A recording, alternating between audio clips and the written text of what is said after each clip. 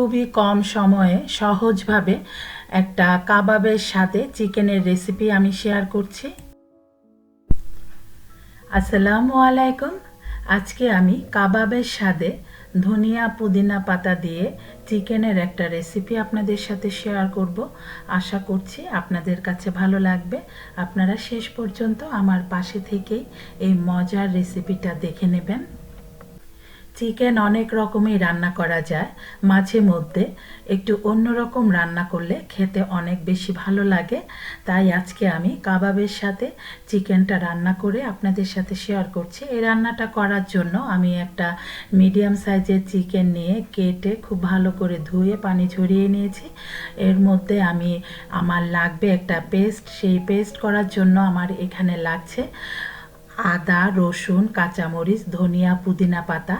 ঝালটা আপনারা আপনাদের টেস্ট অনুযায়ী অবশ্যই দিয়ে দেবেন। আমি সবগুলো মিলিয়ে একটা পেস্ট করে নিয়েছি। এই পেস্টটা দিয়ে চিকেনটাকে এখন আমি মাখিয়ে নেব। কাঁচামরিচের ঝালে এই চিকেন রান্নাটা হবে। ধনিয়া পুদিনা পাতার সাথে কাঁচামরিচটা অনেক বেশি মানানসই। আপনারা চাইলে লাল মরিচের গুঁড়াও দিয়ে দিতে পারেন, তবে আমি কাঁচামরিচ দিয়ে করেছি। আপনারা ট্রাই করবেন কাঁচামরিচ দিয়ে এই রেসিপিটা করার জন্য, খুব বেশি ভালো হয়। দিয়ে দিচ্ছি এখানে 1 চা চামচ গরম মশলা গুঁড়া, 1 চা চামচ ধনিয়ার গুঁড়া।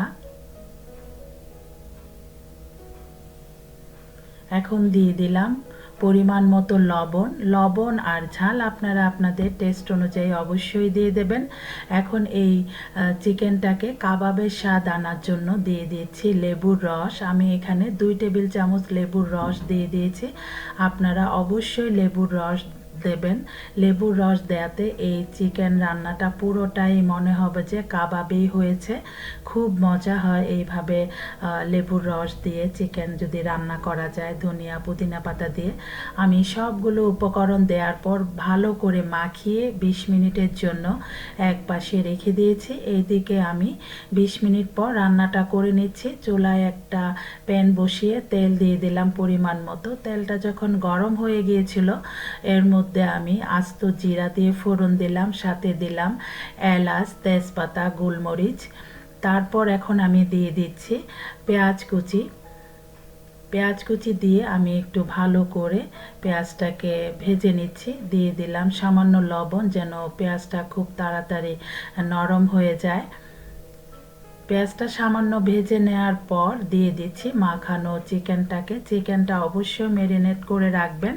আমি 20 মিনিট রেখেছি, আপনারা কম করে হলেও 10 মিনিট হলেও রাখার চেষ্টা করবেন। যত বেশিক্ষণ রাখা যাবে চিকেনের মধ্যে এই মশলাটা যাবে, খেতে অনেক বেশি মজার হবে। আপনারা চাইলে রাতে মাখিয়ে পরের দিন রান্না করে নিতে পারবেন। আমার হাতে সময় ছিল না, তাই আমি 20 মিনিট ম্যারিনেট করে রাখলাম। এখন আমি 1.5 টেবিল চামচ পানি দিয়ে দিলাম। যে পাত্রে চিকেনটা মাখিয়েছিলাম ওই পাত্রের মশলাটা ধুয়ে 1.5 টেবিল চামচ পানি দিয়ে দিলাম। এইখানে আমি আর কোনো পানি দেব না, পানি ছাড়াই এই চিকেনটা রান্না করে নেব। এই চিকেন থেকে যে পানিটা উঠে আসবে ওটা দিয়ে চিকেনটা সেদ্ধ হয়ে যাবে। অনেক বেশি মজার হয় এইভাবে যদি চিকেন রান্না করা যায়। সব সময় একরকম চিকেন রান্না করা খেতে খেতে অনেক সময় মনে হয় যে একটু অন্যরকম খেলে ভালোই লাগে, খারাপ লাগে না। আপনারা অবশ্যই বাসায় ট্রাই করে দেখবেন, ভালো লাগবে।